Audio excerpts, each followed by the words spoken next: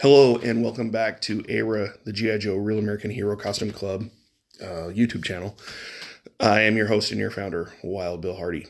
This video series is Article 7, Event Classifications and Costume Standards. In the last video, we already talked about event classifications.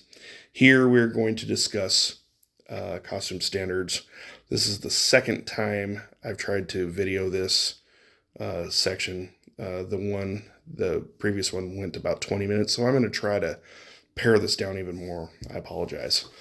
There's a lot here to it, though. I mean, and this stuff is pretty important, so let me preface that if it runs long, I apologize. I'm trying to be sensitive of your time. So, let's get into it.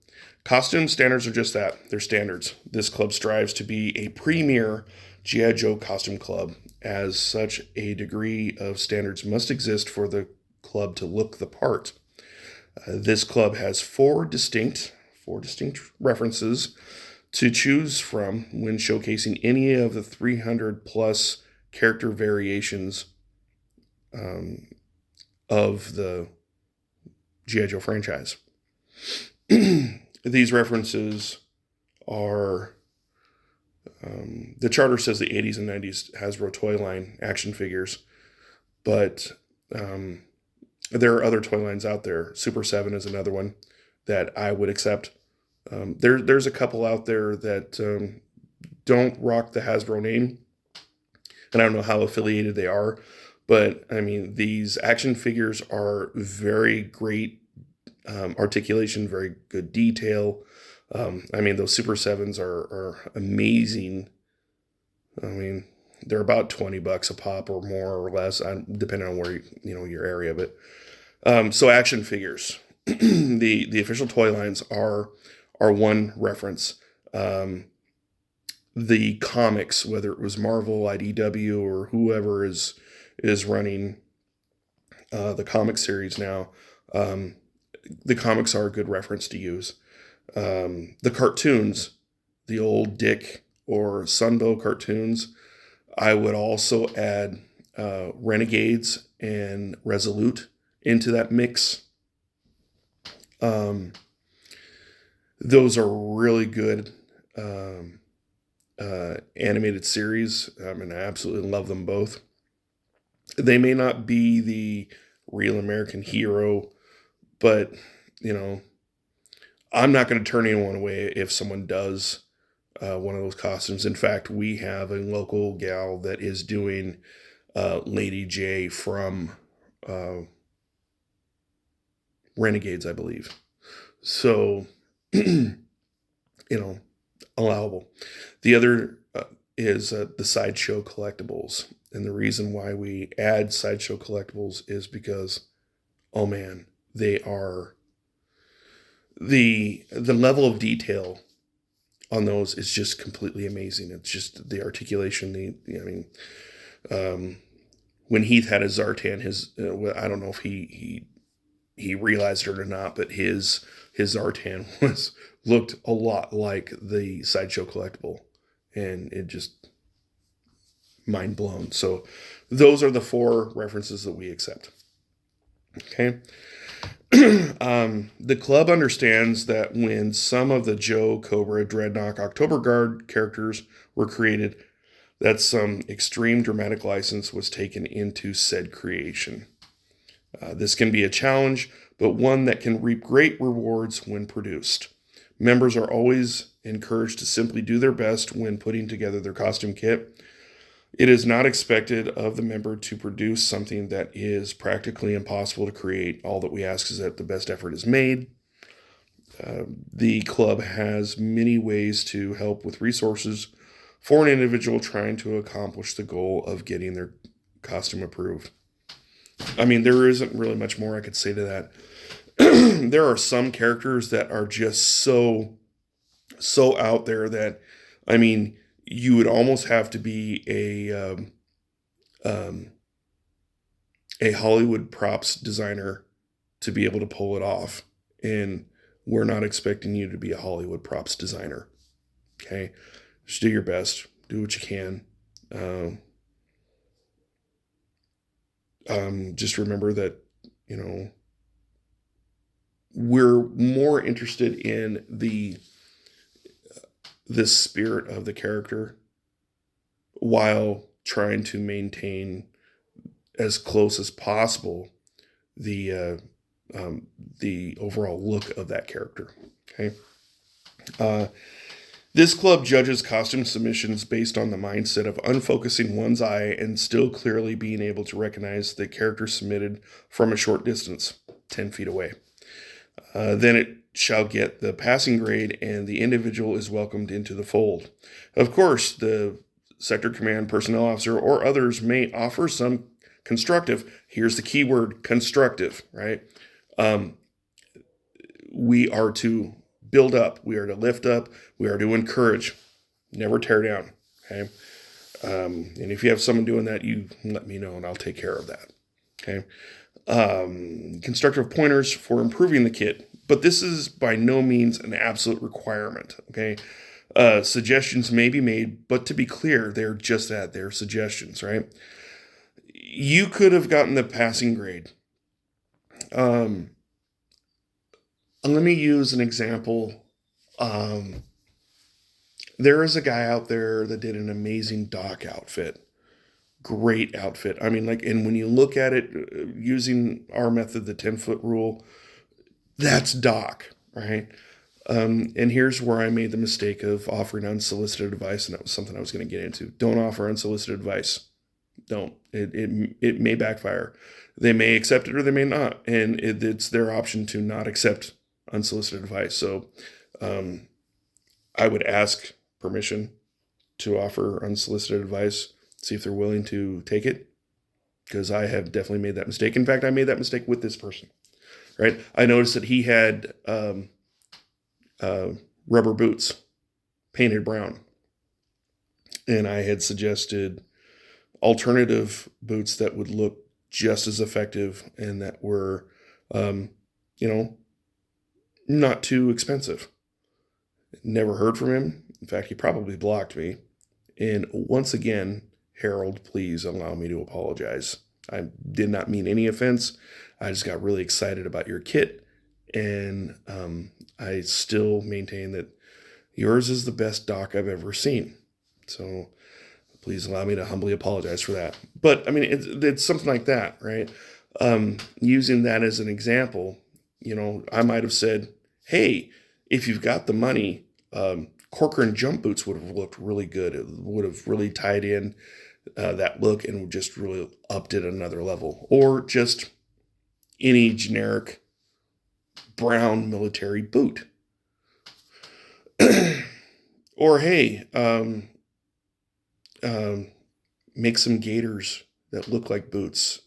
Anything, just whatever you do, be loyal to your wallet, be loyal to your pocketbook, right? I mean, I'm not here asking you to break the bank. So, but suggestions are what they are. There are suggestions. You can take them, you can leave them. That is at your discretion. And it is no slight on our part if you choose not to take those suggestions. Your kit is your kit. You spent your hard-earned money on it. You spent your time on it. You invested all that you invested into it. It is not for me to tell you that you absolutely must upgrade if you made the grade already. Okay, so anything you do above and beyond what is going to get you in the door, I mean, that's just gravy, icing on the cake, whatever cliche you want to use. That's just extra, right? And I mean, there's always going to be suggestions, but suggestions are just that. So I've kind of beat that one to death. This club does not subscribe to the proverbial stitch Nazi attitude or approach to costume creation. That attitude breeds elitism, and such behavior is vehemently discouraged. Right. I mean, I saw a lot of that in the Star Wars clubs, and I absolutely hated it. I hated the fact that you would have certain face characters telling other up-and-coming face characters that if you didn't spend X amount of money, you didn't do it right. or if you bought this specific, franchise licensed, costume, Ruby Supreme, then it didn't make the grade. There was only one time in the Star Wars clubs where I actually agreed that the Ruby Supreme was absolute garbage, and that was the Stormtrooper costume, because they were cheaply made and they looked cheap. They didn't really look like anything that came off the set. And it wasn't trying to be a Stitch Nazi, but I mean, the 501st had a bunch of its own members that, produce these items. It would be better to go to any one of them to get your gear than to buy the licensed item that just doesn't look good. Case in point, Hasbro. Sorry, Hasbro. I mean, this is my own personal opinion. Let me preface this. This is my personal opinion. This is not the opinion of the club in any way, shape, or form. This is Bill Culpable speaking, myself. That the Hasbro helmets that come out, you have that Cobra Commander and you have the Snake Eyes. The Snake Eyes is great. The only problem with the Snake Eyes is that it looks like it's really more geared for kids. I mean, unless you've got a really tiny head, it's probably not going to work for costuming in our club, right? And then you have the Cobra Commander helmet, which there's just something off about it, right? If that's all you had, and that while that does qualify as 10-foot rule. I mean, it is Cobra Commander. There have been better variations out there than one that Hasbro produces, in my opinion. I'm going to catch flack for that, but I mean, that is just my personal opinion. But I mean, I'm not going to tell you that you can't use the Hasbro helmet to do your Cobra Commander. Okay. I think that there's probably some other solutions out there. Pit Viper Studios is no longer in business. They have folded. And as of this recording, which is March 29th, 2024, Redmond Studios took over, but they have such a huge backlog. Getting anything from them is, it's going to be a long time. So, just throwing options out there, but definitely trying to not ever be a Stitch Nazi, because I hate that crap. So it does breed elitism, and if you're an elitist, either check that stuff at the door or get out, right? I don't want elitists in my club. There's a reason why I left the Star Wars community. And you got to bear in mind, Star Wars is a huge passion for me. It was the first and last movie I ever saw with my older brother before he died. It is a huge passion for me. And the toxic fan base is what so disgusted me, and I left that fan base. So I do not want that here. Don't bring it here. It's not welcome here. Okay. Moving right along. Some standards are written for individual characters. There are some who have taken the time to document how they put their kit together. One of the perks of becoming an official member is that those members who have completed costumes have the option to write up the costume standards for the character if the standard does not exist already. If there are no standards for a specific character, then the recruit is encouraged to work with the sector command personnel officer, or any other member for that matter, for ways to execute a successful completion of the costume kit. Okay, in a sense, do not call them CRLs. That's a 501st jargon, and it just floors me. If you refer to our costuming standards, or what I call a pedigree list, if you refer to it as a CRL, I'm going to raise my eyebrow at you and I'm going to shake my head. And I'm like, no, don't do it, right? I think it's lazy to copycat somebody else's verbiage, especially when we're different franchises altogether. So we do not have CRLs. We just simply have costume standards or costume pedigree list, whatever you want to call it, okay? So you do a costume and a pedigree list has never been made. You have that option to write that pedigree list, and then you get full credit for that. You're the resident expert on that costume. You're the go-to guy or gal, in completing that costume. That's a membership perk, is that you get to own that. You could say, you should do da da da da da da. This is how I did da da da da. So, if you follow my method, you're going to get approved, right? And that's essentially how it is. It's a how-to guide to help you succeed. Okay. For the individual to qualify for official membership, they need to have completed the creation of their own costume. One caveat to membership is that the individual must own said costume. Members work hard to become official. They put in all that hard work to get the reward of official membership as a result of that hard work. Okay, again, you must own it, right? I don't care how you acquire it, as long as you don't steal it. Okay. If it is given to you by a friend, if you buy it or you create it yourself, it's yours. As long as it's yours and you're not permanently borrowing. I actually use this as an example, that I had a spare Star Wars costume one time when I was with one of the Star Wars clubs I was with, and I had to loan it to a friend of mine, and he came out and he trooped with us a few times. And it got to the point where it's like, okay, Bill, you either give him your costume, or he needs to acquire his own costume. He can't just keep piggybacking. It made sense then. It makes sense now, right? Own your costume, submit your costume, get approved in your costume, and you're golden. And you're a member for life, okay? Finally, members are encouraged to have fun with their creation. They aren't expected to walk, talk, or sound like the characters that they portray. It's a bonus if they do, but it is not required. The only requirement is that the costume itself looks as close as humanly possible to the referenced character. After that, it is up to the individual to stylize their portrayal. Just keep it clean and adhere to the code of conduct. Okay? I don't expect any of you Cobra Commanders out there to actually sound like Chris Latta. However, we do have one member who does sound like Chris Latta, and that's just par for the course.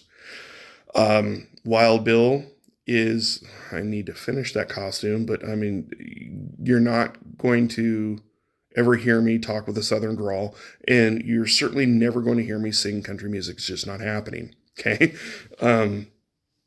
Likewise, when I was Chuckles, like, I was a loudmouth. I mean, I talked, and Chuckles, he's very quiet. Chuckles didn't speak one line in the animated movie. So, I mean, there's that. We don't expect you to actually act like these characters, and, because you're not actors. We're not, I mean, you might be, but I mean, we don't expect you to be actors, is what I'm saying. So have fun with it. That concludes Article 7, Event Classifications and Costume Standards. If you have any questions, comments, or concerns about anything that's been discussed here, drop them in the comments. As always, I'm available to answer any comments, questions, or concerns. So I tried to keep this short, and I still ended up going long. I apologize. There was just so much there to really discuss. So, yo, Joe, Cobra, knowing is half the battle, and thank you for your time. Next video series will be Article 8, Merchandising and Promotional Standards. So stay tuned. Take care. Have a good day. Bye.